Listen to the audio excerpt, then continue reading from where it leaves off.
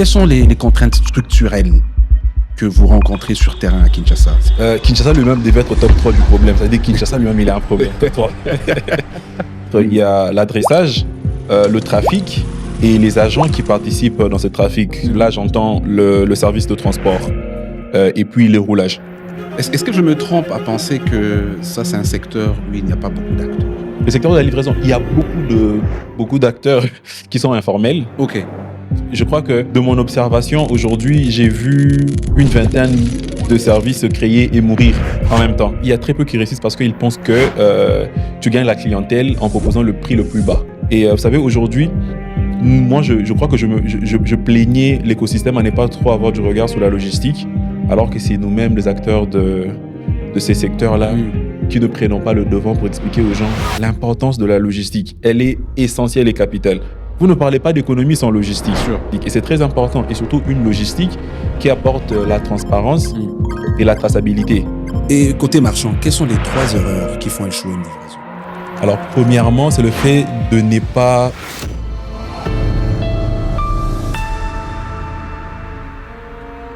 Alors, bienvenue dans Banny Talks, votre podcast où on parle de business, d'entrepreneuriat et d'investissement. Sans filtre et sans détour, avec un focus assumé sur la RDC et sur l'Afrique. Ici, on décortique, on analyse et surtout, on agit. Et aujourd'hui, on va ouvrir la boîte noire du dernier kilomètre à Kinshasa. Livrer vite, bien et livrer en confiance dans une ville qui bouge sans arrêt. Mon invité aujourd'hui, Enoch Mukendi, fondateur et CEO des Dardar, a bâti un service de livraison sécurisé, suivi en temps réel avec des délais express. Pendant près d'1 heure, on va parler très concret, avec des exemples et des anecdotes. Enoch, merci d'être là. Merci Ibadi, bonjour. Bonjour. On va démarrer tout de suite. En 30 secondes, Oui. Qui es-tu? Quel est le pitch des Dardar aujourd'hui?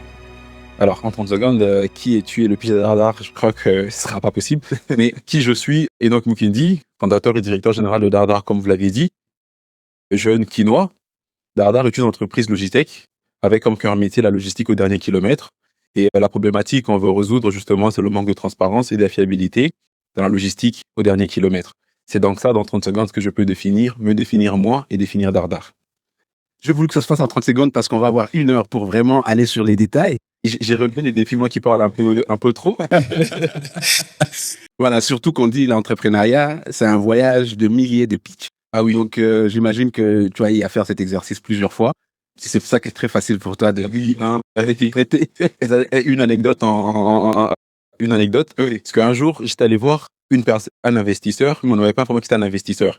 Et puis j'arrive, j'avais pas mon ordinateur, il me dit, tu veux projeter? J'ai dit non, j'avais pas prévu. Et puis il me dit, alors qu'est-ce que tu fais? Et j'ai commencé à pitcher.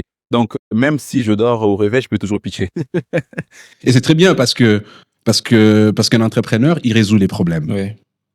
Quel problème précis du dernier kilomètre à Kinshasa que vous cherchez à résoudre? Alors, le dernier kilomètre souffre de beaucoup de problèmes, entre autres la disponibilité de facteurs, des livreurs. Cela implique le SLA beaucoup trop lent. Et même s'il y a un SLA beaucoup trop lent, il y a le manque de fiabilité, de traçabilité et de transparence. Ce sont là les problèmes auxquels on s'attaque pour résoudre avec Dardar. Alors, imaginez, je suis un marchand. En quoi est-ce que votre promesse-là met scotch sur vous et que j'oublie tout de suite vos compétiteurs? D'accord. Alors, lorsque vous êtes marchand, vous savez que plus vous grandissez, vous avez beaucoup de commandes. Et gérer, par exemple, 50 commandes, c'est un sacré casse-tête. Parce qu'à tout moment, vous avez des appels, des clients qui demandent où se trouve mon colis. Vous voyez? Où en êtes-vous avec mon colis? Vous arrivez à quelle heure?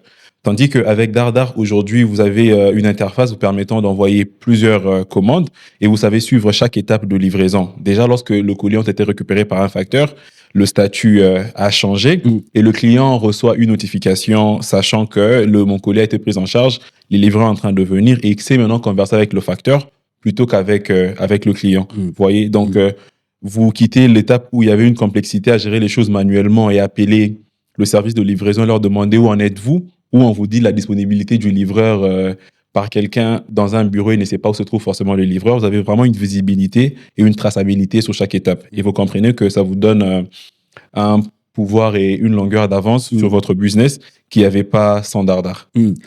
Alors, la livraison de dernier kilomètre, c'est une réalité qui sévit partout. Ça veut dire que partout au monde, aujourd'hui, avec la croissance démographique, les plus grandes des cités urbaines sont en train de se développer. Oui. Il y a un besoin Effectivement. en livraison.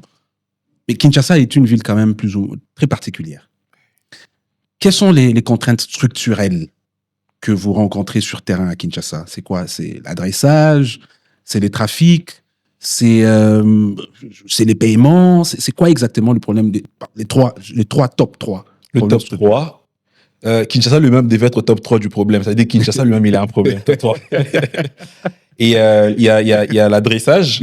Vraiment, le dernier kilomètre, il y a l'adressage, le trafic et les agents qui participent dans ce trafic. Là, j'entends le service de transport et puis les roulages. Alors, quand je vois l'adressage, aujourd'hui, c'est très difficile de pouvoir retrouver un lieu en RDC. On est obligé de faire avec le moyen de bord. Vous savez, ailleurs, le dernier kilomètre, tu n'es pas obligé de remettre le colis forcément en main propre. Tu as juste besoin d'avoir une preuve des livraisons. Parfois, c'est au lieu là où tu déposes ton colis. Et avec la photo que tu fais, on prend le données spatio-temporel et puis qu'on renvoie, chose que nous faisons d'ailleurs avec Dardar. Ah oui. Donc, quand une livraison est effectuée, pour ne pas gérer plusieurs litiges, le livreur fait la photo et prend la signature au travers de notre application. Tu sais voir que non, mon colis a été livré, il y a la signature et puis le colis.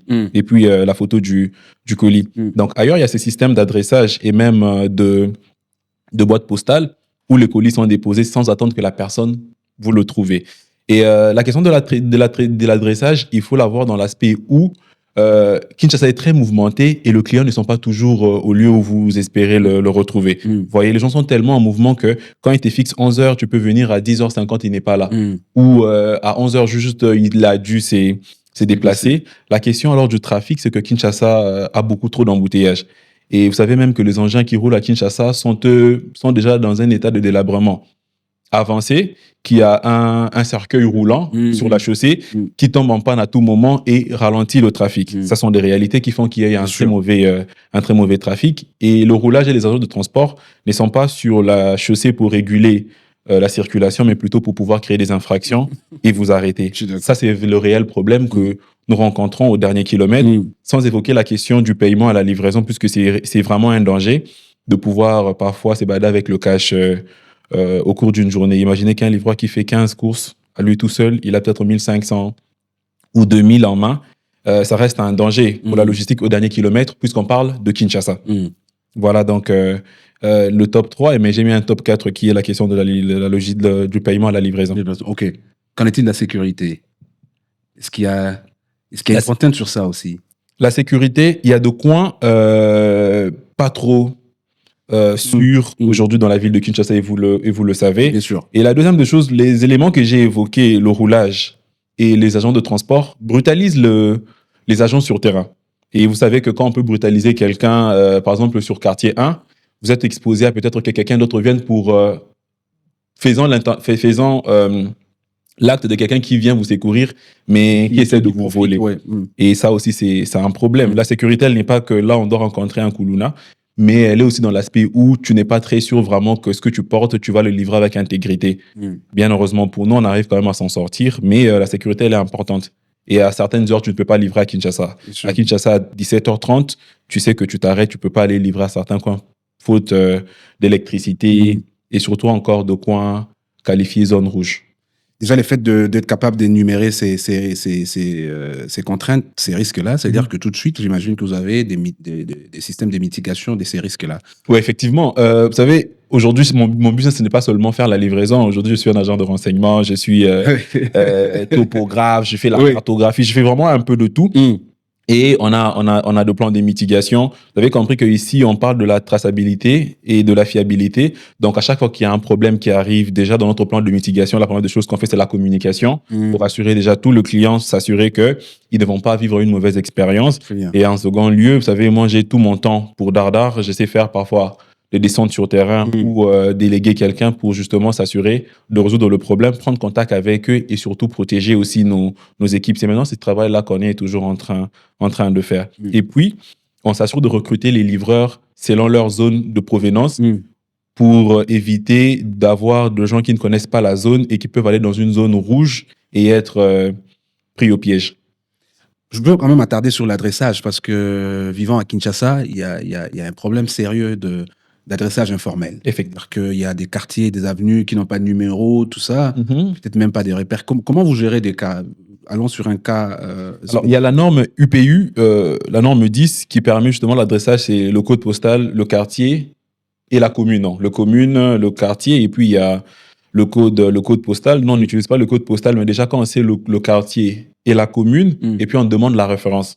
Vous voyez, on n'est pas dans un système où on prend l'adresse sur une map aléatoire Google, non. La personne peut écrire vraiment son adresse correctement, il renseigne la référence, et puis il met le quartier et la commune. Et là, nous, lorsqu'on reçoit la commande, les livreurs ont l'intérêt et l'obligation d'appeler le client premièrement pour pouvoir confirmer la commande. Et dans la confirmation de la commande, il s'assure que l'adresse qui est mentionnée est la bonne pour éviter parfois de te retrouver au numéro 1 alors que le numéro 2 n'est pas en face, mais c'est plutôt à 85 parcelles au fond. Donc, c'est vraiment ça.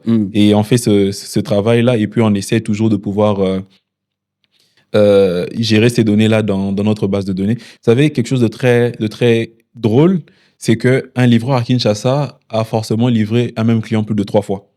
OK. C'est-à-dire que les acheteurs actifs sont très... ils achètent par-ci, par-là, qu'un client sait déjà, les livreurs, par exemple, quand tu lui dis, il faut aller livrer ici, puis il sait où est-ce qu'il doit aller. Et moi-même, maintenant, on m'appelle Toukin.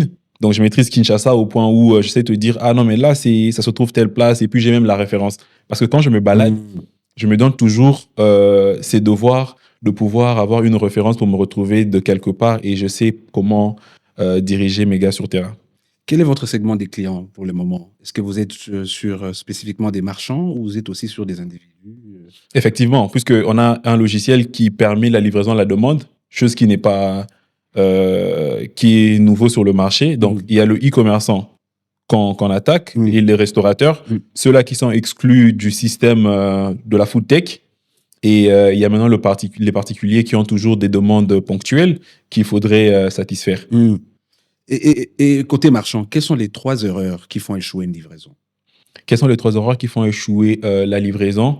Alors, premièrement, c'est le fait de ne pas connaître le temps minimum pour une livraison. Qui est de combien d'ailleurs? Je pense que c'est de 3 heures. OK. Avec l'expérience, c'est de 3 heures. Tu as 1 heure pour la prise en charge et 2 heures pour la livraison. Parfait. Je considère la crevaison, je considère, par exemple, une arrestation, je considère une imprévue pour la livraison qui vient avant. Donc, c'est de 3 heures. Et beaucoup de marchands ne considèrent pas cela. Et pour la plupart, ils sont un tout petit peu, je veux dire, novices sur le marché. Ils veulent à tout prix courir derrière l'argent et ne pas penser à l'expérience qu'il faut offrir à celui qui achète. Parce que quand tu promets à quelqu'un de le livrer dans 1 heure que tu ne le respectes pas, tu gâches l'expérience. Exactement. Donc, il faut quitter cela. Et la 3e erreur qui fait échouer la livraison, c'est la mauvaise communication. OK. La mauvaise communication fait échouer une livraison parce que, par exemple, un cas que je peux donner, le livreur qui dit au client « je suis en train de venir, je suis là ». Le « je suis là » n'est pas une réponse. C'est pourquoi vous voyez vraiment qu'on le résout avec notre logiciel qui permet de tracer la course. Je crois que c'est ces 2-là qui sont très importants et qui font échouer la livraison. Mais sinon, si un client veut acheter quelque chose, quand il a passé sa commande, il sait attendre sa commande pour qu'elle vienne à lui. OK. Donc, vous parlez de Le temps. Le temps. Et la communication. La communication. Si tu donnes un mauvais délai, tu vas faire échouer la livraison. Et si tu ne communiques pas bien, d'une manière assez franche et transparente, tu vas faire échouer une livraison. Est-ce que maintenant, vous êtes également dans la livraison de nourriture? Oui, je suis dans la livraison de nourriture, mais pour des clients spécifiques. Je ne prends pas tous les clients. C'est vraiment des clients spécifiques parce qu'on n'a pas une très grande équipe. Je crois que dans le backstage, on échangeait même sur la question de la croissance. C'est sûr. Peut être un élément vous causant l'échec. Donc, on n'est pas sur tous les clients. On choisit vraiment les clients d'une manière assez spécifique. Parfois, le client qui livre à midi. Ceux-là qui s'adressent, par exemple, aux entreprises. C'est vraiment ça qu'on est en train de faire. On livre aussi la nourriture.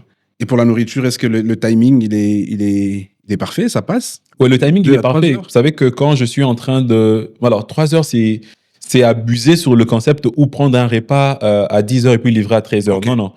C'est tout le process quand on passe la commande jusqu'à la livraison. Non, quand je dis le client spécifique, ça veut dire que c'est un client dont on connaît le créneau de de la prise en charge de commandes et puis on sait pouvoir aller livrer. Mais quelqu'un qui émet une demande de pouvoir prendre son repas et aller livrer en ce moment-là, on ne sait pas le faire.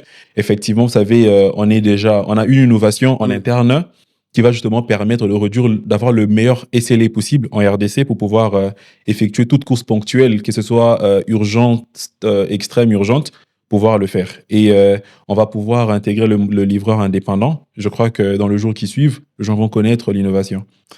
Je suis comme intéressé de savoir les débuts, d'où ça a commencé. Quel est le déclic? C'est quoi cet événement qui t'a convaincu de créer Dardar? Alors, vous savez, moi, je n'ai pas travaillé dans beaucoup d'entreprises ou dans les entreprises où j'ai travaillé, on m'a plutôt recommandé. C'est-à-dire que je suis sorti que de la fac pour me retrouver dans l'entrepreneuriat. Donc, j'ai eu mon bac, je me suis retrouvé à être community manager pour une boîte qu'on a créée, Acronity. Et puis, je commençais à nourrir un peu de l'intérêt pour ce qui est du digital. Puis, je me lance dans le e-commerce. J'avais vu MC Shop qui existait avant, qui ont dû fermer. Et puis, en 2017-18, j'ai écrit Perishop, qui était du dropshipping, mais vraiment avec une stratégie bien particulière où j'avais plusieurs pages sur Internet où je vendais de produits spécifiques. Et c'est avec Perishop que je me suis rendu compte qu'il y a un réel problème de la logistique. Le déclic vient de là. Mais avant d'avoir de ce déclic pour le besoin de la logistique, j'avais déjà écrit un besoin de coursier quelques années plus tôt. De coursier, par exemple, tu peux commander un coursier qui te fasse une course et puis te ramener la chose sans me rendre compte que la fiabilité était un problème avec ces besoins-là. Et après l'année 2022, en décembre, moi et mon aîné, qui est Albert Antoali, dans son bureau, je lui dis, mais grand, regarde, on a perdu 40% de nos revenus à cause de la livraison et 60% de nos clients ne sont plus revenus parce qu'on était très lent et on ne communiquait pas trop bien.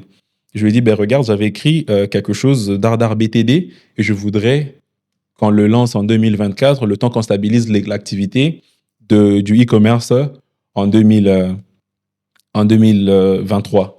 Et il me dit, bah, écoute, je pense que ce serait toujours intéressant qu'on se lance. C'est en ce moment-là qu'il y a le déclic et puis on se dit, bon, on commence maintenant, je commence à étudier la question, à me dire quelle est la proposition de valeur que je vais pouvoir apporter. Et en même temps, j'étais incubé chez Orange Corner en tant qu'alumni avec une autre entreprise de logistique agricole. Vous voyez? Et cela, maintenant que je combine le deux, je me dis, bon, on dit loup à Patrons Agro pour en faire exclusivement Dardar et nous lancer. Et maintenant, dans la segmentation, on ne savait pas où on va se positionner. On va faire du tout, on va pouvoir livrer le caillasse, on va faire quoi un peu? On se dit, bon, par l'expérience, c'est le e-commerçant qui souffre le plus et on s'attaque au e-commerce. Et à la base, c'était la question de la disponibilité. On sait vous appeler pour pouvoir faire l'activité. Et nous-mêmes, dans les secteurs, on a compris, non. Si ce qu'on est en train de faire, tout le monde le fait, alors on n'est pas particulier. Et puis, on a cherché quelle est la proposition de valeur qu'on doit devoir apporter. On a étudié la question de la logistique au dernier kilomètre, on a compris le réel problème, ce qui faisait que la livraison ne se fasse pas, ce qu'on a évoqué ici, la question du temps et de la communication. Mais le temps, il faut qu'on se le dise, c'est qu'en RDC ou à Kinshasa, garantir quelqu'un une livraison ultra rapide, il faudrait qu'elle coûte cher. Alors, pour que la personne attende sa commande, il faut que vous lui apportez la visibilité dans le processus, qu'il soit sûr que tu vas pouvoir le lui livrer. C'est pourquoi maintenant, la fiabilité n'est que la cerise sur le gâteau où, après avoir montré à quelqu'un la transparence et la traçabilité, il te dit non, toi, tu es quelqu'un de sûr et de traçable, je suis en train de venir. C'est comme quelqu'un qui te dit, écoute, je suis déjà à l'arrêt de bus, je prends mon taxi alors qu'il est sous la douche et une personne qui te montre qu'il est en train de venir. À qui tu fais confiance, c'est lui qui est en train de venir. C'est donc comme ça on a eu le déclic de créer Dardar et comme ça qu'on a cheminé. Pendant plus d'une année, on a fonctionné qu'avec WhatsApp. Parce qu'il fallait faire l'application. On a fait la première version, elle n'était pas top. On est allé sur la deuxième et le piège dans lequel on était tombé, c'était de vouloir faire quelque chose de ultra parfait. C'est-à-dire qu'à chaque fois qu'on était en train d'avancer, on découvrait des problèmes à résoudre et à chaque fois, on faisait attendre l'application, on disait ajouter ceci et puis ajouter cela. Et puis, mon ancien associé était quelqu'un qui n'était pas du monde de la tech et moi, je n'étais pas aussi très fort du côté développement. Donc, on avait du retard, on devait beaucoup trop dépenser à trouver des équipes de développeurs ou encore à solliciter une équipe de développement de logiciels plutôt que d'internaliser la question, puisqu'à chaque moment, il y a des problèmes qui arrivent, puis il fallait le plus rapidement possible résoudre ce problème-là. OK. Est-ce que je me trompe à penser que ça, c'est un secteur où il n'y a pas beaucoup d'acteurs? Lequel? Le secteur de la livraison. Le secteur de la livraison, il y a beaucoup d'acteurs qui sont informels. OK. Et ça attire, je crois que de mon observation, aujourd'hui, j'ai vu une vingtaine de services se créer et mourir en même temps. Il y a beaucoup d'acteurs qui naissent et qui meurent. S'ils naissent autant, ça veut dire qu'il y a une fertilité. S'ils meurent autant, c'est qu'il y a quelque chose qui cloche, qu'il faudrait comprendre comment on le résout. Nous, on l'a compris et c'est pourquoi on a tenu 2 ans. Et pourquoi on pense qu'il y a très peu qui réussissent? Il y a très peu qui réussissent parce qu'ils pensent que tu gagnes la clientèle en proposant le prix le plus bas. Ça plombe la question de prix le plus bas. Parce qu'avec le temps, tu ne sauras pas supporter la charge, à moins que tu aies toujours de l'argent à jeter. Et vous savez qu'on a un problème, c'est un problème de financement en RDC. Donc, tu ne peux pas réussir sur la durée. Et deuxièmement, une croissance beaucoup trop rapide parce qu'il y a vraiment un mouvement de masse. Quand tu te lances, quand tu es nouveau sur le marché, ceux qui testent ton produit, le premier qui teste ton produit ont le meilleur service et ils en parlent, puis la masse vient vers toi. Et cette croissance rapide te fait chuter. Vous voyez un peu? Donc, on n'a pas tous le moyen de pouvoir supporter, absorber cette croissance-là et puis prendre de l'élan et puis pouvoir aller le plus loin possible. Et pour la plupart, on a du mal encore à ubériser le modèle. Comme quoi, tu as les livreurs indépendants qui doivent fonctionner sans que tu aies à pouvoir toujours engager et à payer de salaire. Ça, c'est encore un autre problème qui fait que beaucoup de gens ne réussissent pas, mais aussi encore la main-d'œuvre qui, pour moi, je me plains d'ailleurs pourquoi la plupart d'entrepreneurs, quand ils parlent de réels problèmes du secteur ou de l'écosystème, ils ne parlent pas de la question de la main-d'œuvre. Je ne sais même pas comment on peut développer un écosystème s'il n'y a pas une main-d'œuvre, s'il n'y a pas de bons développeurs, s'il n'y a pas de bons livreurs, s'il n'y a pas de bons comptables. Ça, c'est quelque chose de très important. C'est voilà, la main-d'œuvre aussi. Alors, pourquoi, à ton avis, notre écosystème est lent? Parce que, comme je l'ai dit, ça, c'est un besoin. Aujourd'hui, tu vas parler de Uber, il y a DoorDash, il y a Deliveroo, il y a tout plein de entreprises, de grosses boîtes. Oui. Pourquoi est-ce que notre écosystème, est-ce qu'il freine ces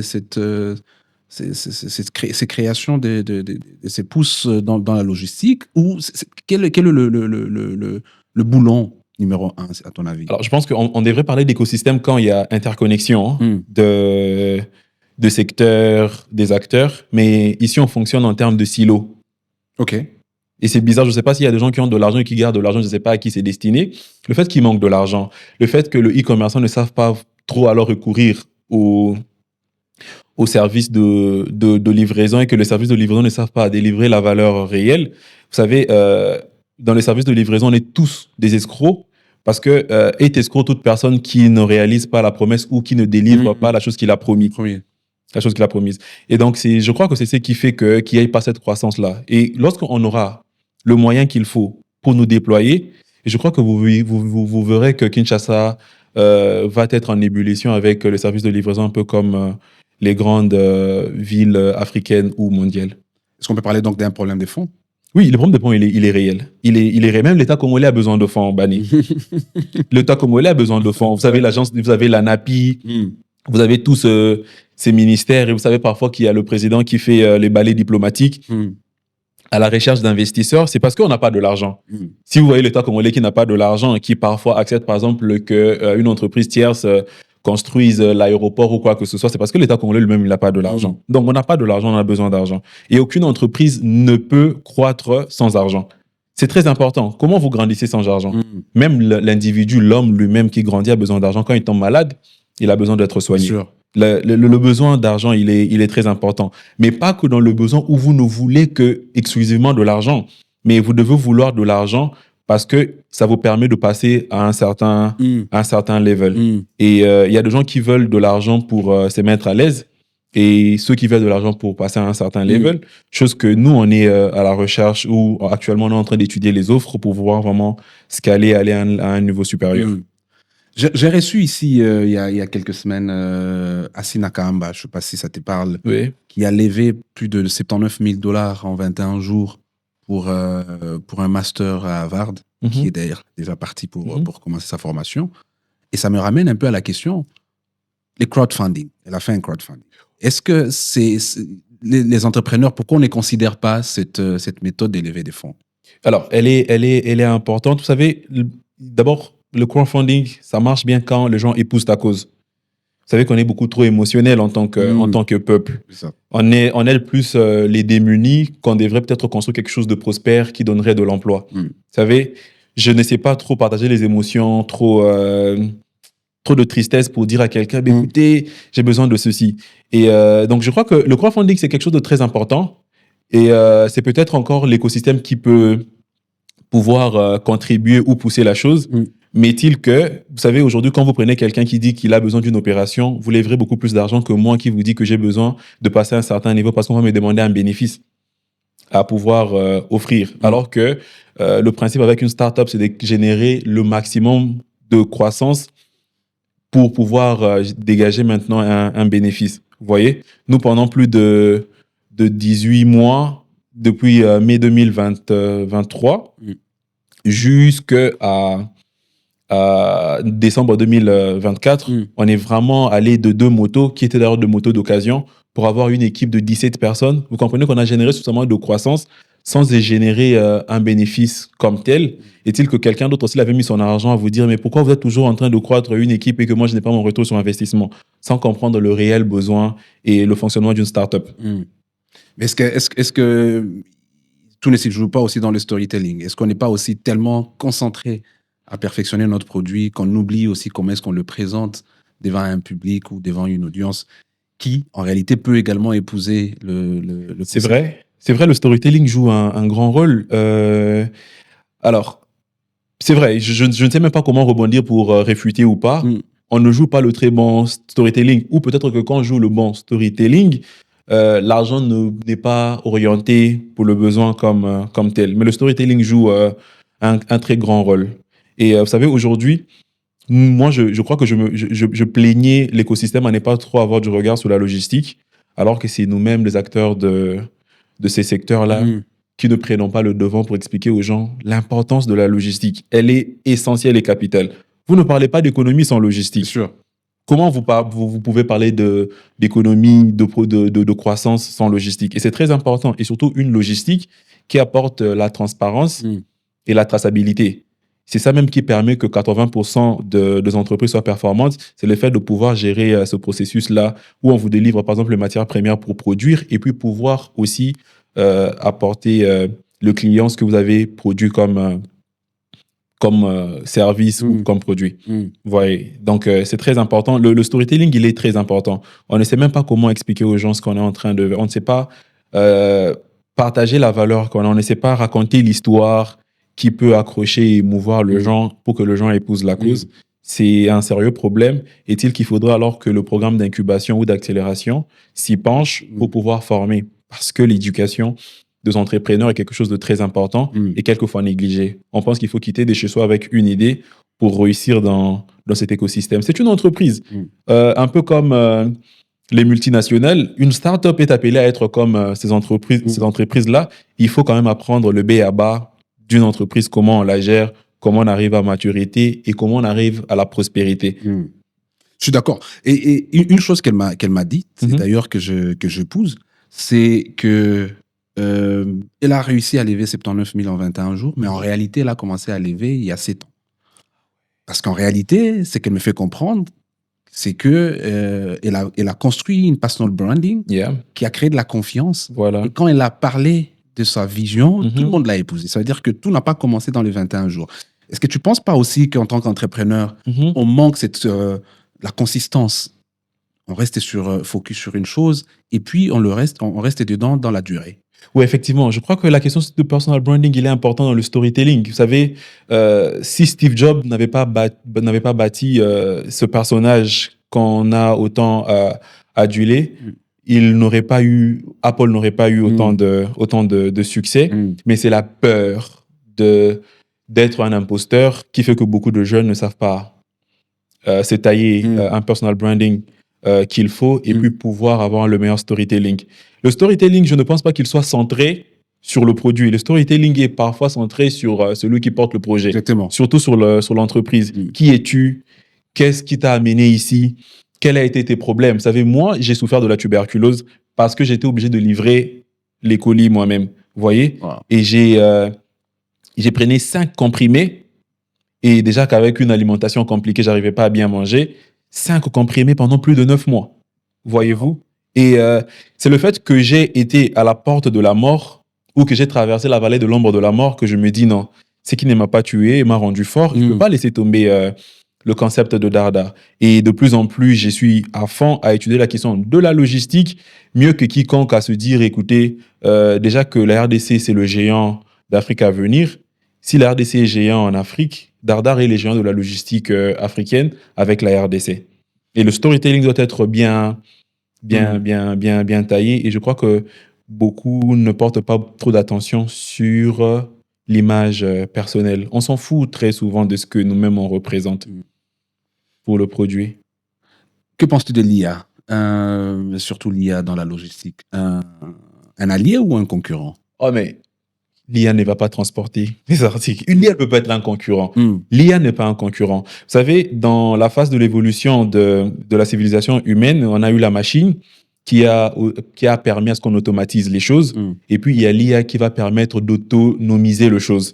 C'est-à-dire que les choses vont devoir fonctionner d'elles-mêmes sans que l'homme ne puisse intervenir. Aujourd'hui, l'IA va nous permettre de pouvoir avoir le meilleur calcul de SLA. Vous voyez? L'IA saura prédire. Il te dit par exemple que l'embouteillage... Aujourd'hui, avec les outils de Google, ça ne permet même pas d'avoir le bon délai. Tu vois, il te met 45 minutes pour quitter... pour traverser les embouteillages de magasins, alors que ça vous prend 2 heures.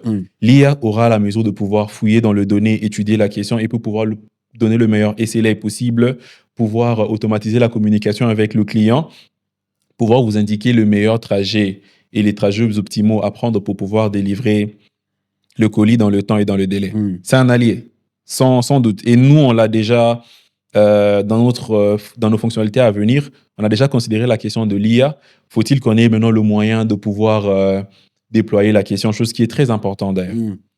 L'IA est un allié. C'est un allié à 100%. À 100%. À 100%. On ne peut pas... Le monde de demain, il est avec l'IA. L'IA n'est pas une bulle, comme les gens peuvent prédire. L'IA n'est pas une bulle. Elle ne va pas éclater. Peut-être qu'elle peut dégonfler, mais pas éclater. Elle est là, elle reste et on va aller avec. C'est dans notre quotidien. Parfait. Et parce qu'on parle de la technologie, qu'est-ce qui vous différencie du marché? Quelle technologie que vous avez qui soit l'outil qui vous sort un peu de la masse? D'ailleurs, le marché, on se différencie du marché parce que nous, on apporte une technologie. On n'est pas une food tech.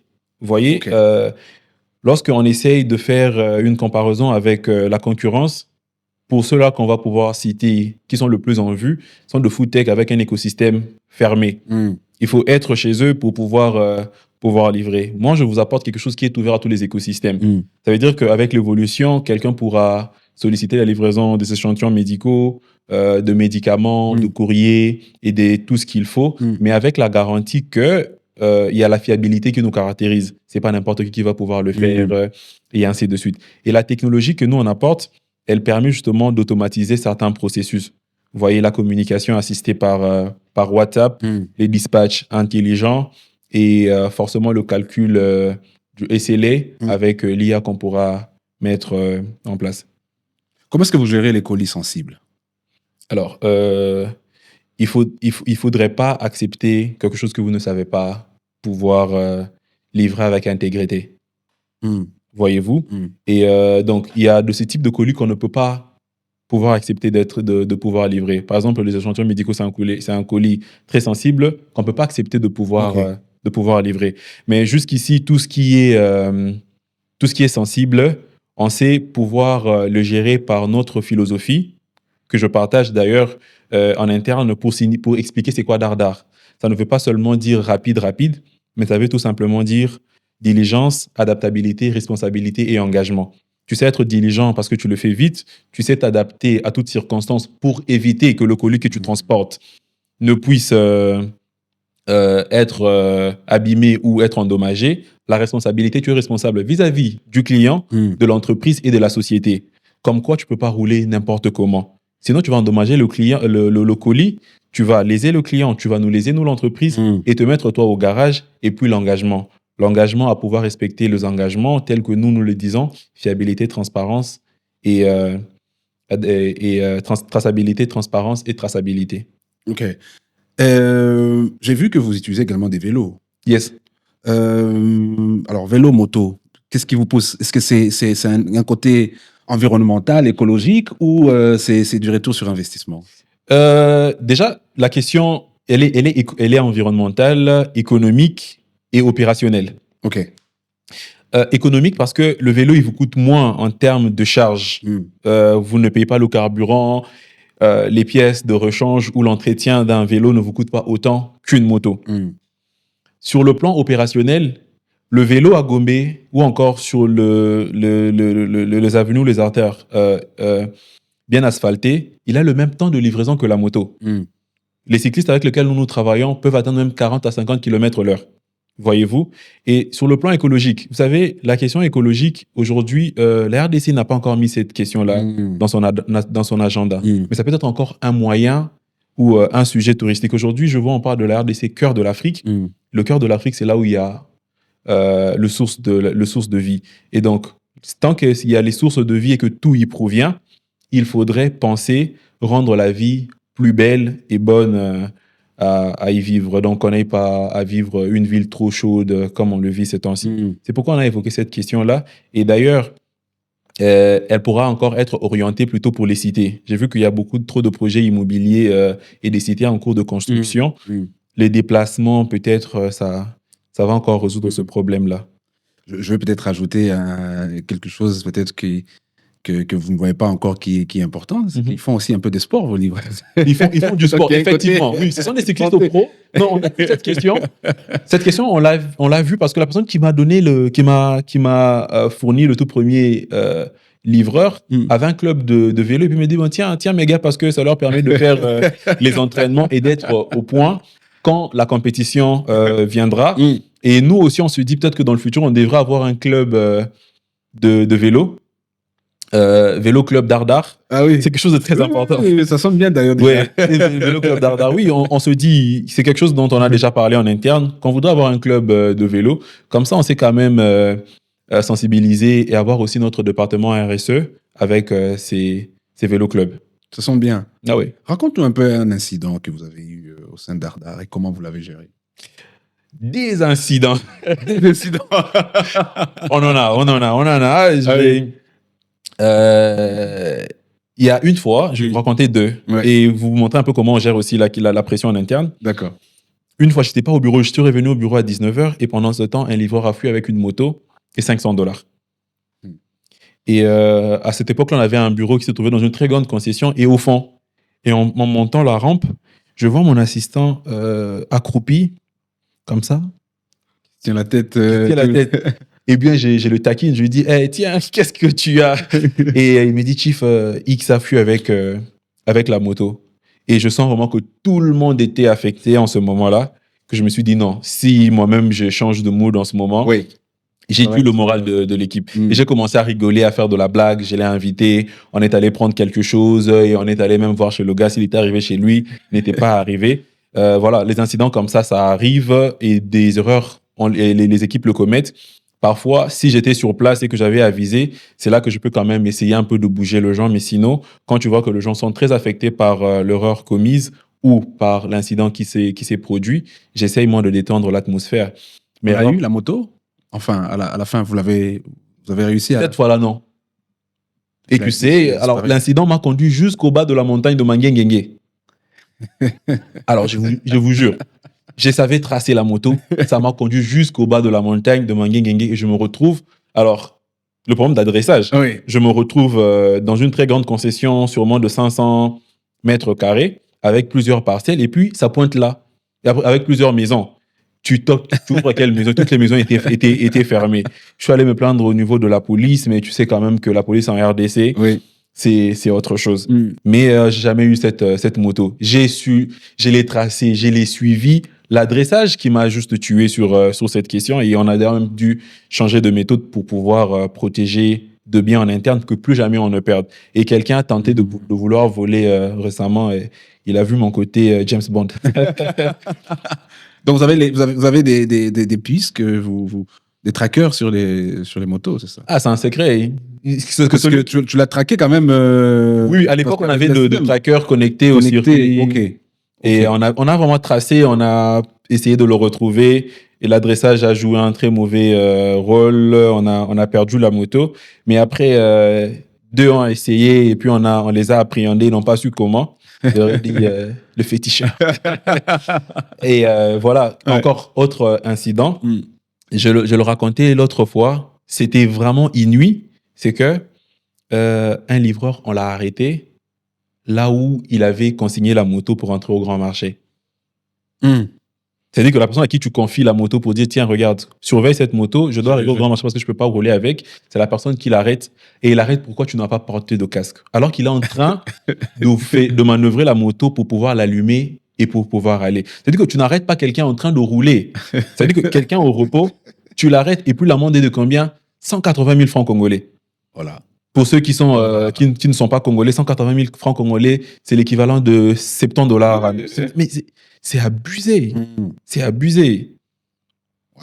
Wow. Et puis, comment? Et comment vous faites? Comment vous mitiguez ça? C'est-à-dire que déjà, il faudrait que tous aient des casques, c'est ça? Il avait le casque. Ça sont des problèmes qui arrivent sur la chaussée que vous ne savez pas prévenir. Et maintenant, nous, on a maintenant une cartographie en interne de points chauds, de zones rouges. Parfait. Vraiment pour éviter que tu stationnes. Et même si tu reçois 100 000 appels, tu dois éviter là pour aller... pour ne pas te faire choper. Il y a des cas d'accident où les agents de transport sont en train de poursuivre un livreur. Mais c'est pas une chasse. Oui. Une poursuite, un peu comme quand on voit Lupin être poursuivi et on le tape derrière. Ça nous arrive, ces gens.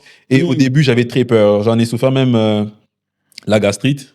Et donc maintenant, j'essaie d'avoir une tête froide. Et puis je me dis, ah tiens, bon, c'est arrivé. J'ai menace parfois, je me fâche, je tonne. Et j'arrive à gérer. Et maintenant, on a tout le plan possible. Et puis on arrive cette fois-ci, là où on avait 4 incidents sur 10, donc 4 livraisons avec incidents sur 10. Aujourd'hui, on n'en a presque pas. Parfait. Donc, depuis le début de cette année, on a eu, par exemple, que 2 incidents. Et donc, on arrive à bien à gérer. OK. Et quels sont les partenariats locaux qui ont augmenté votre fiabilité? La Poste RDC, en tant que poste relais. Oui, je crois que c'est la Poste RDC. La fiabilité aussi viendra du fait que quand on sait que vous avez été incubé par Orange Corner ou ayant intégré le programme d'accélération, bien que on ne nous ait pas donné du cash parce que l'accélération c'est avec l'argent, avec Orange RDC, mais quand même, c'était quand même une très belle expérience. Ça nous fiabilise. Et tu sais que ça nous fiabilise en face du client, mais... vous savez, les familles africaines ont dit « Ah, tiens, toi, tu as de l'argent. » De l'argent, mais il faut... voilà. Oui, la Poste nous a beaucoup fiabilisé. Maman et moi, pour qui on livre le courrier, le CHUR, oui, ça nous a également fiabilisé. Okay. Et nous-mêmes aussi, la fiabilité vient aussi du fait qu'on a un bon discours, on sait comment se défendre, on n'est pas de gens qui n'ont pas de bureau ou des gens qui ne publient que de flyers. Non. Aujourd'hui, on sait identifier Dardar, son directeur général, ses équipes et ainsi de suite. Parlez-nous un peu de ce partenariat avec la Poste. Comment vous êtes tombé dessus? C'est quand même un gros player. Oui. Donc, permettez-moi de cacher quand même. D'accord. Les secrets à l'interne. Le secret, il est interne, mais oui. Mais comment est-ce que moi, pour le bonheur au moins de mon audience qui est aussi qui comprend aussi des jeunes entrepreneurs, comment est-ce qu'on gagne des partenariats publics quand on est entrepreneur? Parce que c'est aussi des questions. Le storytelling. Le storytelling. Le storytelling, okay. il est très important. Et je pense aussi, les gens négligent le côté mentorat. Avoir un mentor, c'est quelque chose de très important. Comme je vous ai dit, moi, j'ai un mentor qui m'encadre, qui me dit, écoute, il faudrait que tu penses X, que tu penses Y, qui t'oriente. Et même si ce n'est pas lui qui te recommande d'aller faire ceci, mais il connaît comment ça fonctionne et il sait comment t'orienter. Exactement. Le mentorat est quelque chose de très important. Et le personal branding, moi, parfois, je joue sur la sensibilité de gens. Je leur dis, écoutez, vous avez l'opportunité ici de pouvoir faire avancer une jeune entreprise congolaise. Si par exemple, jusqu'ici, vous n'avez pas votre nom écrit dans les annales de l'histoire, nous, quand on sera grand, vous aurez un nom plaqué quelque part pour dire c'est vous qui avez accompagné cette entreprise à aller le plus loin possible.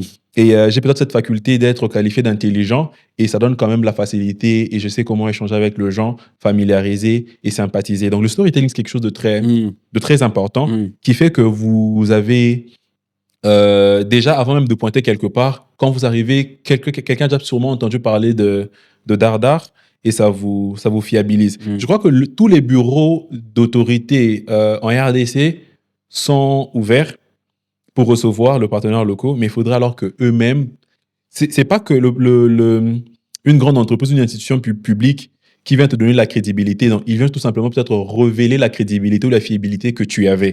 C'est que lui, il l'éprouve, il sait voir en toi quelqu'un de fiable et puis il lie un partenariat avec toi et ça te crédibilise auprès de ceux qui doutaient encore de toi. Mais c'est très bien. J'ai eu, par exemple, une discussion avec Tissia ici qui m'a fait comprendre, par exemple, les défis d'être à la fois jeune entrepreneur. Pire encore, ça c'est double quand on est encore femme et jeune. Oui. Est-ce que c'est des choses que tu expérimentes aussi? Est-ce que les jeunes entrepreneurs sont pris au sérieux dans cet écosystème, surtout par de grosses boîtes ou par des entreprises publiques? Je rends grâce à Dieu parce que moi, j'ai jamais été marginalisé. J'ai vraiment le torse. Je suis très jeune. Moi, je suis encore dans le milieu de la vingtaine. J'ai pas dépassé la trentaine. Je n'ai jamais été marginalisé jusqu'ici, mais c'est très dur parce que déjà, en étant jeune, on se dit que c'est le manque d'expérience. Et quand j'avais 22 ans, 23 ans, quand je candidatais, je voyais quand même que ceux qui avaient 30 ans étaient plus considérés que moi. Et je crois que le fait que tu sois jeune fait qu'on ne pense pas que tu aies le potentiel et que tu sois en mesure de pouvoir aller loin. Mais est-il que le jeune lui-même ne doit pas voir ça comme un problème? Aujourd'hui, il faut qu'on comprenne que tu peux accepter de céder des parts de ton entreprise ou même inviter quelqu'un qui a l'expérience à ton board pour faire équipe avec lui, de sorte que ça te crédibilise. Parce que l'équipe est aussi quelque chose de très important pour pouvoir avoir la crédibilité auprès de partenaires.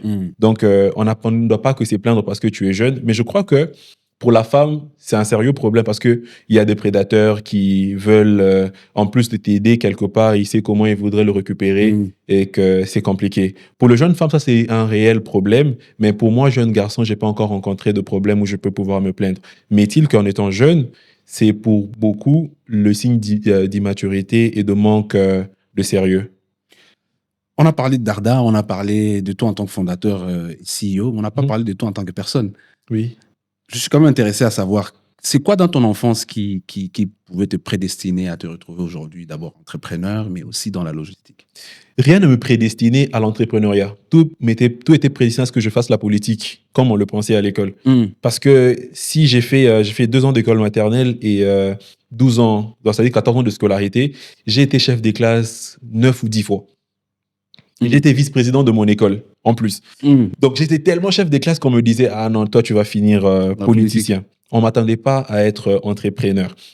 Est-il que, mais depuis tout jeune, je voulais avoir le pouvoir d'achat, avoir le moyen me permettant de faire tout ce que je voulais. Ce n'est pas de la cupidité, mais j'ai rêvé être un homme riche et grand. Vous savez, moi, quand on faisait le génie en herbe à l'école, les gens savaient que ceux qui parlaient d'individus, de gens qui ont marqué l'histoire, j'étais très fort. Vous voyez un peu? Donc moi, quand je devais étudier les personnages mythologiques, je n'allais pas connaître le dieu, parce qu'ils étaient dieux. J'allais connaître ceux-là qui ont marqué l'histoire. J'allais connaître Hector, Hercule, vraiment ceux qui n'étaient pas du rang des dieux, mais des gens qui ont marqué Achille, des gens qui ont marqué l'histoire. Et j'étais très intéressé par ceux qui ont marqué l'Amérique avec John Rockefeller, Charles Schwab, c'est lui qui a écrit, comment on l'appelle encore, Comment se faire des amis, ceux-là Dale Carnegie. Voilà, Dale Carnegie. Donc voilà, c'est vraiment ce qui m'a passionné moi dans mon enfance et qui m'a prédestiné à désirer alors quel est le chemin qu'il faut pour être riche et prospère. Mais également, quand j'ai eu mon diplôme, je vous ai dit tantôt que j'avais une start-up avec Jordi Abou, de la logistique de community management. Et là, j'ai travaillé avec une dame, maman Jacqueline, qui était dans la logistique C'est là que je commence à comprendre qu'il y a un potentiel, les entreprises externalisaient la question. Parfois, tu avais quelqu'un qui s'est plaigné parce qu'on devait l'envoyer faire le courrier. Beaucoup de services n'avaient pas de coursier interne pour pouvoir gérer la question de courrier. Et là, ça m'a moins intéressé. Mais rien ne me prédestinait, tout jeune, à être entrepreneur. Est-il que j'avais l'âme? Parce que c'était moi. J'étais le tout premier élève dont le professeur connaissait le nom dans ma classe. Donc, quand le professeur vient, il donne cours, il ne demande pas mon nom, je dis, prof, c'est Mukendi. Et le prof retient mon nom. J'étais déjà entrepreneur dans l'âme, très courageux, d'ailleurs très téméraire. Donc, quand on jouait au foot et que la balle tombait dans la parcelle voisine, c'est moi qui allais Donc, on prendre. envoyait pour aller. C'était moi ça. Donc, moi, ma personne était taillée pour affronter le problème et les défis de la vie. Est-il que pour naître, j'ai failli naître dans un ravin, vous voyez? Je suis né en Bujimaï. Ma grand-mère m'a dit que ma mère faisait le 100 pas, sûrement qu'elle était déjà à terme. Elle faisait le 100 pas à Bipemba, où je suis né, et elle se retrouvait quelque part, puisqu'il y avait un ravin là, elle a eu de contractions. Et les gens qui l'ont reconnue, qui l'ont amenée à la maternité où mon arrière-grand-mère travaillait, et c'est là que je suis né. Donc, quelqu'un né de défi sûrement logistique. Je ne suis pas sûr qu'il y ait une ambulance qui était venue prendre ma mère. Et donc, voilà, j'étais prédestiné quand même à ceci. C'est très intéressant. Et ça montre que le défi, il est grand, parce que maintenant, on est en train de parler de la zone de libre-échange continentale. Ça veut dire qu'on va quitter maintenant les défis, non seulement de la cité, de la municipalité de Kinshasa, on va parler d'un défi national. Et maintenant, avant même qu'on ait conquis tout le pays, on nous parle déjà de la ZLECAf. Quel est ton regard sur la ZLECAf? C'est là, excusez-moi, je vais d'abord titiller le genre et attaquer certains individus, parce que j'ai comme l'impression que voilà, je disais qu'il n'y a pas écosystème, employant le terme, l'écosystème entrepreneurial en RDC n'a pas encore compris la vocation de la RDC. Il est vrai que par conséquent, on a les minerais, mais la RDC est un pays à vocation logistique. Vous voyez, on est un pays intégrateur. On est le hub. Ça veut dire que tous les 4 grandes parties de l'Afrique doivent se connecter à la RDC. Dans les 5 grandes parties. Donc, l'Afrique centrale, l'Afrique australe, l'Afrique de l'Ouest et l'Afrique de l'Est doivent tous se rencontrer en RDC. Et vous comprenez que la RDC est un pays intégrateur. C'est un hub continental. La question du corridor de Lobito, le corridor de Lobito, c'est pas quelque chose qui a été inventé parce que l'Amérique veut de minerais de la RDC. Il existe un chemin de fer qui aboutit vers Lobito, qui est d'ailleurs même un littoral avec un port en Angola. En Zambie, il y a un chemin de fer. C'est juste que la RDC, il n'y a pas de route pour pouvoir interconnecter la Zambie de l'Angola. Vous comprenez un peu? La RDC, c'est un pays intégrateur. Vous allez vous retrouver... La RDC, c'est d'ailleurs même le marché et le lieu d'échange de tous les 5 grandes parties de l'Afrique avec la zone du libre-échange. Il faudrait maintenant qu'on se prépare en conséquence, qu'il y ait de routes. Et même s'il y avait de routes, il faudrait qu'il y ait des entreprises logistiques. Et ces entreprises logistiques ne doivent pas être là que dans le transport, comme on va penser de la logistique, mais apporter alors les solutions d'intelligence artificielle, de blockchain, pouvant permettre d'augmenter l'expérience et offrir des services optimaux. Vous voyez un peu? Aujourd'hui, quand quelque chose doit quitter Goma pour Kinshasa, il faut attendre que l'agence t'appelle pour te dire que ton colis est arrivé.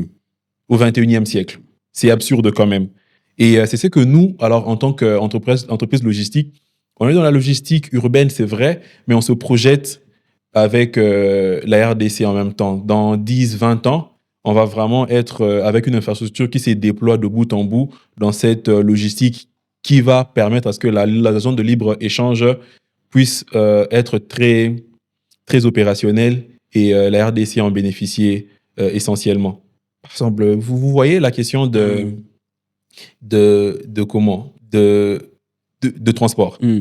Un article coûtera plus cher quand elle quitte la RDC pour l'Égypte que quand elle quitte la Turquie pour la RDC. Voyez-vous un peu? C'est encore des problèmes qui font qu'il n'y a pas encore d'infrastructure technologique et même physique de route pour cette question de libre-échange. La RDC est un hub, il faudrait qu'on se prépare en conséquence. Et les startups qui vont pouvoir profiter de ce marché-là sont liés à la RDC. Est-il que le prochain Amazon africain naisse de la RDC? Pourquoi? Parce que vous avez la facilité de pouvoir atteindre toutes les zones géographiques africaines, parce que c'est en RDC qu'il y aura de hubs, qu'il peut y avoir des industries pouvant faciliter le transport de marchandises et pouvoir de livrer ces éléments dans le temps et à l'heure. Selon toi, quelles sont les 3 réformes prioritaires que l'État devrait mettre en place pour faire face à ce défi pour la question de la ZLECAf? Je vais d'abord aussi me renseigner sur cette question de travaux publics, mais l'État devrait soit standardiser la manière de construire de routes et libéraliser la question. Vous voyez? Vous savez qu'aujourd'hui, pour peut-être construire même devant chez soi, vous êtes obligé de pouvoir payer l'office de voirie et drainage et puis pouvoir maintenant construire la route. Je ne sais pas, mais l'État devrait comprendre qu'à un moment, il faut laisser alors les populations prendre de l'initiative pour construire de routes, par exemple, et qu'il n'y ait pas beaucoup trop de contraintes empêchant le gens de construire des routes, parce que l'État en sortira gagnant et les populations en sortiront gagnant peut-être par la taxe qui pourrait être faite, qui sera faite sur cela. Et la deuxième de choses, la RDC ne devrait pas être vue, ou le Congolais ne doit pas voir cette terre. Il est vrai qu'on est Congolais, c'est quelque chose qui est de droit, mais rendre ces pays ouverts à tous. De la manière dont on désire tous aller en Amérique, il faudrait faire que tout le monde désire venir en RDC, et que l'État voie un peu sur le plan juridique comment alléger la manière d'investir en RDC, ou encore d'avoir un titre en RDC pour pouvoir exercer. Comme ça, vous savez qu'un Sénégalais qui vient au Congo n'oublie pas d'où il vient. Vous comprenez un peu? Et ça crée déjà même une communication commerciale entre le Sénégal et la RDC.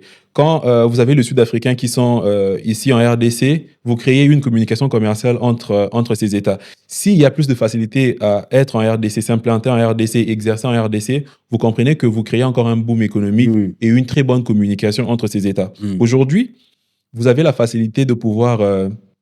vous avez même des agences qui font Kinshasa, États-Unis ou Canada. C'est parce qu'il y a une très forte communauté congolaise dans ces États-là.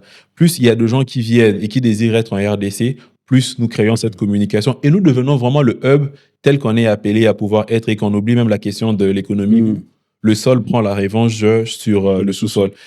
Autre réforme, je pense qu'on est un pays qui a une forte taux de taxes. Il y a surtaxe. Je ne sais pas si c'est légal ou maintenant ce sont des tracasseries, mais chaque ministère a une taxe, chaque service public a une taxe, ou encore une réforme où on devrait créer un guichet unique de taxes, je ne sais pas.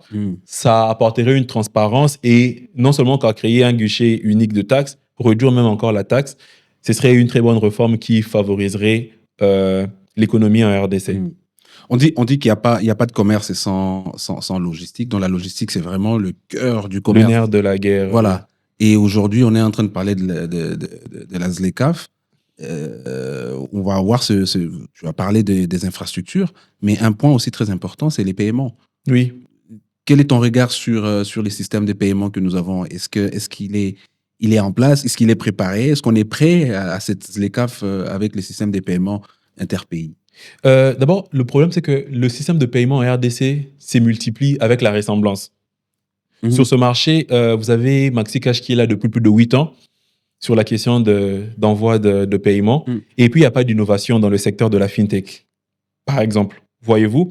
Donc, tout le monde vient. Quand il te dit, moi, j'ai une fintech, il te dit, c'est pour assurer la question de paiement. Mais alors, sa particularité, c'est qu'il veut pouvoir faire le paiement de restaurateurs. Oui, c'est important parce que c'est peut-être une niche, mais il faut alors innover sur la question du paiement.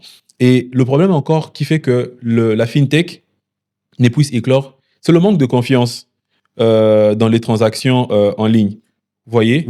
Je pense même que c'est encore très important que Visa ait permis qu'il y ait maintenant des cartes virtuelles, parce qu'en ce moment-là, je peux avoir un compte virtuel où j'ai mis de l'argent, que je peux facilement faire mes paiements sans avoir peur de toucher à mon compte bancaire. Mais il faudra alors innover dans ces secteurs-là, apporter de l'innovation pour résoudre chaque problème spécifiquement, et puis on va pouvoir s'interconnecter. Ça, c'est maintenant une question plus purement aussi étatique, hein, parce que tu ne peux pas désirer envoyer de l'argent de la RDC en Tanzanie si la Banque centrale ne t'autorise pas. Ça, c'est aussi peut-être une question de réforme, mais pas aussi de réforme parce que l'État doit aussi protéger son économie avec des mesures contraignantes pour éviter, par exemple, que la richesse aille ailleurs. Mais les startups devraient penser à plus de solutions. Aujourd'hui, il y a des solutions qui permettent de pouvoir faire le rémittance, mais très limitées ou encore peu développées ou encore moins comment je peux dire, moins pertinent dans le cas d'utilisation. Aujourd'hui, on parle par exemple puisque la question du paiement voit la question de l'économie numérique, et une branche de l'économie numérique qui est le e-commerce peine à canaliser au moins 1% de transactions par le paiement mobile, par exemple. Alors qu'aujourd'hui, vous avez plus de 38 millions d'utilisateurs de la monnaie mobile. Qu'est-ce qui explique cela? Alors qu'il y a de fintech qui se créent, c'est qu'ils ne savent même pas ce qu'il faut apporter comme valeur. Et c'est un réel problème. Aussi, ce serait un appel africain entre entreprises africaines, pouvoir s'unir ou encore créer alors des échanges pour pouvoir apporter de la solution. Les entreprises commerciales, elles, n'auront pas de difficultés, par exemple, peut-être à échanger les matières premières ou acheter entre elles. Mais je me demande si les startups africaines vont s'ouvrir entre elles pour pouvoir communiquer et faciliter ces échanges-là. Vous voyez? Tu as par exemple un M-Pesa en RDC, tu as un M-Pesa au Kenya, c'est juste à peine que tu peux pouvoir faire le transaction. C'est un problème. Alors que tu as la facilité d'envoyer de l'argent de la RDC vers la France, que tu as la facilité d'envoyer de l'argent de la RDC vers la Gambie ou vers un autre État africain. C'est parce que même nous, le startup, on n'a pas encore adressé cette question-là pour pouvoir résoudre le problème. On attend les États. Alors que je ne vois aucun système qui dise « ne faites pas ». Il n'y a pas une loi qui dit « ne faites pas ». Il y a plutôt une loi qui encadre comment faire. Et quand il y a une loi qui encadre comment faire, vous avez la possibilité de faire tout ce que vous voulez dans cette loi-là. La loi n'est qu'un garde-fou pour éviter les dérives. Elle n'est pas une menace ou quelque chose vous empêchant de faire quoi que ce soit. Et se tenir à la loi pour ne pas faire, ce serait de la mauvaise foi ou encore un faux fuyant. Voilà. Tout à fait.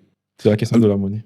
Alors, Enoch, pour finir, on a une habitude qu'on appelle le Banny Talks Quickfire. Yeah. C'est-à-dire que je te pose une question assez rapidement, 3 secondes de réflexion rapide pour avoir une réponse pointue. D'accord. Je vais te poser peut-être 3 questions ou 4 assez rapidement. Pour commencer, quelle est la mauvaise habitude numéro 1 que les marchands doivent bannir demain pour faciliter une bonne logistique ou une bonne livraison? Une bonne logistique. Mais j'aurais aimé retourner en arrière sur la question du paiement pour faire le quick fire. Et je disais tantôt, vous savez pourquoi est-ce que les marchands n'acceptent pas la monnaie électronique? Parce qu'après avoir reçu la monnaie électronique, il ne sait plus quoi faire de cette monnaie électronique-là. Il est obligé de revenir sur le physique. Il y a cassure de l'utilisation de la monnaie électronique.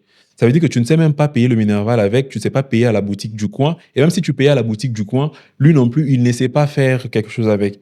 Donc, on ne sait même pas adresser la question dans sa globalité, comprendre que non, il y a un segment qui est fragmenté qu'il faut pouvoir adresser. Eux qui achètent en Chine, comment ils font pour pouvoir envoyer de l'argent à des taux raisonnables? Et même encore, le problème aussi, l'adoption de la monnaie électronique, c'est des taux de pourcentage qui est très élevé. Vous prenez un API auprès d'un telco à 2% et toi tu as 4%, et même si tu veux vraiment gagner le double, c'est excessif quand même. Donc ça, c'est le réel problème, parce qu'il y a vraiment cassure qui fait que les gens ne veuillent pas utiliser la monnaie électronique. Adresser cette question-là comme telle, ce serait de l'innovation. Attendons peut-être Wave qui est annoncé en RDC pour pouvoir chambouler la chose et la donne, et pour que les gens s'alignent. Comme quoi, nous, on aime bien que ça vienne de l'extérieur pour pouvoir s'aligner. Mais c'est quelque chose de très important. Et même quand on devra s'ouvrir aussi à d'autres entreprises extérieures pour collaborer, que l'on soit en position où on propose le meilleur, plutôt que nous, on doit encore toujours s'aligner parce qu'eux font mieux que nous. Alors, à cette question, refuser la monnaie électronique. Parfait. Un seul KPI pour piloter ta semaine, ça serait quoi? Je sais pas, tu peux bien m'expliquer. C'est-à-dire, quel est le KPI que tu considères que si tu l'as atteint, la semaine, ça a été un success? Alors, elle est plutôt orientée, mes collaborateurs. C'est-à-dire que quand on tient la réunion du vendredi soir, que je vois tout le monde sourire et dire « Ah, Chief, cette semaine, elle a été bonne ».